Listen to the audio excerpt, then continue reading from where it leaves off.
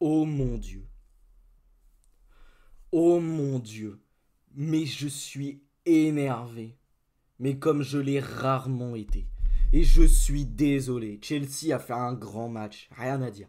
Mais le PSG, c'est quoi cette performance sans aucune pudeur, en mondiovision? On sort un match absolument honteux, absolument calamiteux. Qu'est-ce que c'était que ce truc? Et vous voulez que je vous dise un truc, hein?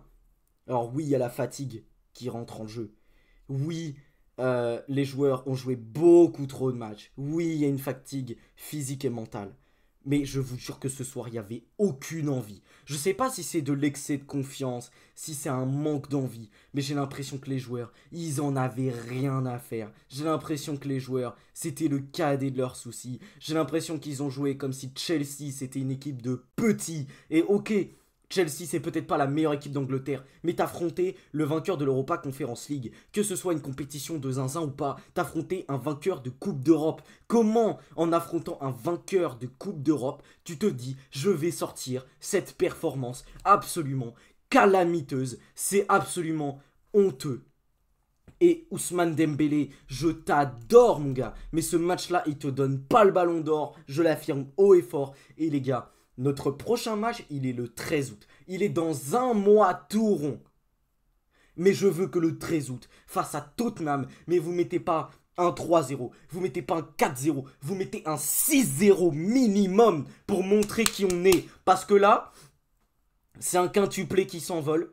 C'est un sextuplé surtout qui s'envole parce que je vous rappelle que il nous restait ce match-là, il nous restait le match contre Tottenham et après il nous restait l'espèce de match de Golemont là face à Pachuca ou une autre équipe sud-américaine. On aurait pu faire un septuplé, un truc jamais fait dans l'histoire du football. Mais non, parce que messieurs ont décidé de vendre un match. Parce que oui, on a vendu le match. Beraldo mon gars, je vais ouvrir ton dossier. Qu'est-ce que tu es nul.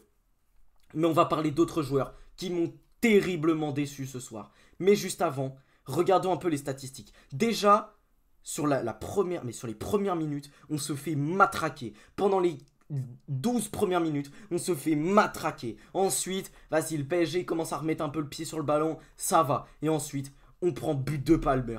On prend un deuxième but de Palmer. Et on prend le but de Joao Pedro. On se fait matraquer. Tout le match, on s'est fait matraquer.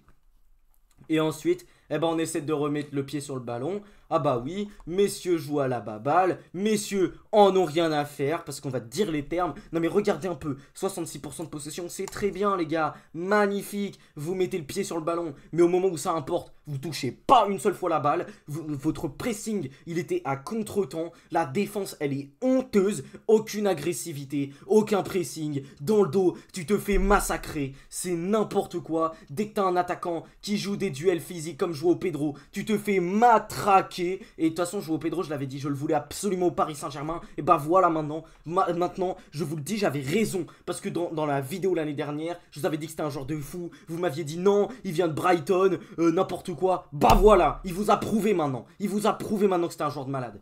Et maintenant, regardez-moi un peu. 66% de possession, 0,55 XG. Mais j'espère que vous êtes fiers de la performance. On a 8 tirs, 0,55 XG. Chelsea en a 10, 2,8 XG. Expliquez-moi s'il vous plaît comment on peut sortir une performance aussi cataclysmique. Ils ont 2 tirs de plus que nous et ils sont 10 fois au-dessus. Tout le match ils ont été au-dessus, que ce soit offensivement, défensivement. Et ouais, ok, ils nous ont fait péter un câble, ils nous ont fait sortir de notre match. Mais franchement, mais c'est bien fait pour nous. C'est bien fait pour nous. C'est bien fait pour nous. On était beaucoup trop arrogants. Beaucoup trop arrogants. Moi là, j'étais avant le match les gars. Ok, je pensais que le PSG allait battre Chelsea. Personnellement, je pensais vraiment qu'on allait le faire. Parce que moi, je suis toujours de nature optimiste les gars. Je suis toujours de nature optimiste. Mais je savais que ça allait être plus dur que contre le Real. Parce que Chelsea, on peut dire ce qu'on veut. Il y a des idées de jeu. Il y a du pressing. Il y a de l'intensité. C'est une équipe jeune qui fait des courses. Qui est rapide. Qui en compte peut te faire mal. Qui sur attaque placée peut te faire mal. Et voilà. Et voilà. Et bah on a dégusté ce soir. Parce que dès que le niveau augmente, on est cataclysmique. Parce que messieurs, comme ils ont mis 4-0 face à un Real Madrid absolument cataclysmique, et bah messieurs se voient plus beau que tout le monde. Mais regardez un petit peu la performance sans pudeur que vous venez de nous drop en Mondiovision. Regardez un petit peu la performance sensationnelle, absolument magnifique que vous avez sortie face à Donald Trump les gars. Putain. Bah voilà. Ma vidéo est démonétisée, c'est magnifique. Mais c'est... Voilà, franchement, regardez dans les états dans lesquels vous me mettez. Statistiques détaillées, 8 tirs, 6 cadrés, on en a plus en plus. Et Robert Sanchez, on va en parler. Comment Robert Sanchez, face à nous, ça devient Neuer Prime, alors que toute la saison en Première Ligue, le mec, il a fait de la charité, il a distribué des buts à volo à toutes les équipes de Première Ligue. Il y a des équipes, elles se maintiennent grâce à Robert Sanchez. Je le dis maintenant, il y a des équipes, elles se maintiennent grâce à Robert Sanchez. Et je sais pas si vous connaissez Kevin Nambua sur TikTok et il fait des débriefs aussi sur YouTube. Mais la vie qu'il avait raison. Le match, il dépend de Robert Sanchez. Et bah voilà, Robert Sanchez a décidé, comme par hasard, de devenir Manuel Neuer Prime face au Paris Saint-Germain. Et ça arrive avec Marcin Bulka et c'est arrivé avec le gardien de Auxerre. Voilà, c'est une folie, c'est une folie. Regardons un petit peu les compositions et on va parler un petit peu de Chelsea parce que franchement, on va pas se mentir, ils ont fait un match de ouf. Cole Palmer, homme du match, que ce soit sur FotMob et dans la réalité, il mérite totalement 2 occasions créées, 2 buts pour lui, absolument monstrueux. La passe qu'il donne à João Pedro, c'est fantastique. Il a fait vraiment beaucoup de mal aux Parisiens, même défensivement, il a été bon face à Nuno Mendes, Gusto et Palmer. Nuno Mendes, il s'est fait détruire tout le match, c'était indécent. Enzo Fernandez, pour le coup, je ne l'ai pas trouvé terrible. João Pedro, par contre, absolument monstrueux. C'est le joueur qui a perdu le plus de duels, certes. Mais physiquement, il a quand même été bon. Défensivement, il a fait beaucoup d'efforts, beaucoup de pressing. Un dribble réussi, 3 touches dans la surface adverse, 35 ballons touchés, un tir cadré pour lui. C'est très fort. Il a fait beaucoup de très bonnes combinaisons. Je pense notamment à la combinaison avec Cole Palmer, où Cole Palmer tire juste à côté. C'était monstrueux. Pedro Neto également, défensivement, il a été très important. Caicedo au milieu, un véritable rock, un crack. Il a récupéré énormément de ballons. Il a fait des passes exceptionnelles pour ouvrir le jeu. Caicedo, depuis le début, je le dis, c'est un joueur de ouf. Et voilà. Cucurella, pareil, très bon match ce soir, même s'il nous a fait péter un câble et João Neves a craqué d'ailleurs. Mais voilà, pour moi, Caicedo ou Cucurella, il y en a un des deux qui aurait dû être exclu. Colwill, performance intéressante, ainsi que Trevoh Chalobah et Malo Gusto qui fait une grosse performance. James également au milieu a été intéressant et Robert Sanchez a décidé enfin de faire un gros match, que ce soit à la relance ou en faisant ses arrêts. D'ailleurs, Andrei Santos, entrée intéressante pour lui, ainsi que Liam Delap. Liam Delap qui est privé d'un but, de 2 buts par Donnarumma. Franchement, Liam Delap, il a quand même fait une grosse entrée. Donc voilà un petit peu pour ce qui est de cette équipe de Chelsea qui a vraiment très bien joué ce soir, il n'y a rien à dire. Par contre, côté PSG, je n'en ressors pas un seul.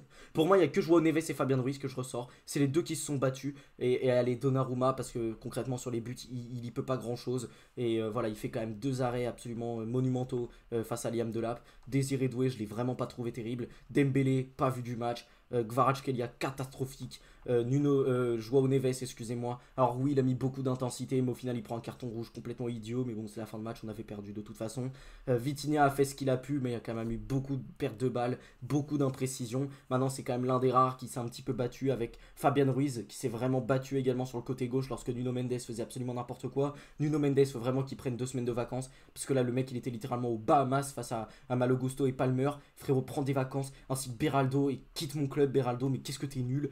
Face au Real Madrid, bah forcément face au Real Madrid, face à une équipe complètement éteinte, si tu t'y arrives, mais là c'est n'importe quoi. Marquinhos, vraiment pas terrible. Hakimi qui se fait détruire tout le match. Voilà, rien à dire. Barcola, son entrée, elle est honteuse, une entrée sans pudeur, catastrophique. Gonzalo Ramos qui arrive, qui est le seul attaquant, le seul avant-centre du monde qui arrive à tirer derrière lui. Je sais, enfin voilà. J'en ai marre. Ce match, il me désole. Et là, voilà, vous voyez qu'il n'y a pas beaucoup d'analyse tactique, mais parce que je suis exténué en fait. Ce match, il m'a pris toute mon énergie, les gars. Ce match, il est honteux. Il y en a qui me diront oui, c'est pas grave, c'est une compétition en bois, on a gagné la Ligue des Champions, j'en ai rien à faire. Voilà, c'est un avis de loser en fait. Ça, c'est un avis de loser de penser comme ça. Oui, on a pris la Ligue des Champions, gna gna gna gna gna gna, on s'en fiche de la Coupe du Monde des clubs, c'est un avis de loser, voilà. Quand t'es fan de ton club, quand ton équipe elle joue comme ça, t'es obligé d'en attendre des trucs de ouf. Et là, ce soir, c'est honteux le match qu'on a sorti. Et je suis désolé, coupe en bois ou pas, j'en ai rien à faire. On devait tout gagner cette saison, on l'a pas fait. Oui, les joueurs sont fatigués, mais excusez-moi, les joueurs sont fatigués, il restait un match à jouer. Donc à un moment donné, les joueurs sont fatigués. Oui, je peux le concevoir. Face à Botafogo, on était fatigués. Pour autant, face à l'Inter Miami, on colle 4-0. Pour autant, face au Bayern Munich, on colle 2-0 alors qu'on a terminé le match à 9. Face au Real Madrid, on met 4-0. Même si c'est un mauvais Real Madrid, on met quand même 4-0. Et là, il restait un match à jouer. Il restait un match à jouer. Comment c'est possible de sortir une performance aussi honteuse? C'est honteux. Bon, les amis, comme vous l'avez compris, je suis ultra énervé, mais vraiment très très très énervé. Vous n'aurez pas une analyse tactique ultra poussée ce soir. Je vais terminer la vidéo maintenant parce que je pense que je vais vraiment encore plus sortir de mes gonds. Le match a été catastrophique, mais on y reviendra demain. Je ferai un débrief à froid de ce match du PSG. Je reviendrai sur ce qui n'a pas été, sur ce qu'il faut améliorer du côté du PSG parce que oui, on est théoriquement la meilleure équipe d'Europe, mais pas la meilleure équipe du monde du coup. Mais voilà, il y a des choses à améliorer pour ce PSG. De toute façon, la défense de la profondeur, ça n'a jamais été notre fort. Quand Beraldo est là, ça manque d'agressivité, on l'a vu ce soir. Zabarni ou Pacho auraient fait énormément de bien. Malheureusement, on les avait pas. Je suis persuadé qu'avec Pacho, le score du match est différent. Du moins, peut-être qu'on subit pas autant. Peut-être qu'on prend pas autant de buts. Peut-être qu'il n'y a que 1-0. Mais voilà, c'est dur. Va falloir encaisser, va falloir se relever. Les joueurs vont avoir 3 semaines de vacances à peu près. On va avoir du mercato. Luis Campos est en train de faire partir énormément de joueurs en interne. On va voir ce qui va se passer. Voilà. Pour moi, tu as 3 semaines où il faut recruter avant ce match contre Tottenham. Si Luis Campos ne fait aucun deal, c'est absolument honteux. Et on y reviendra évidemment dans les prochaines semaines. Les amis, j'espère quand même que ce débrief vous aura plu, même si je suis particulièrement énervé. N'hésitez pas à le liker, à commenter la vidéo également si elle vous a plu vraiment. Et surtout à vous abonner à la chaîne, c'est la meilleure chose que vous pouvez faire pour me soutenir. Sur ce, salut les amis, à la prochaine.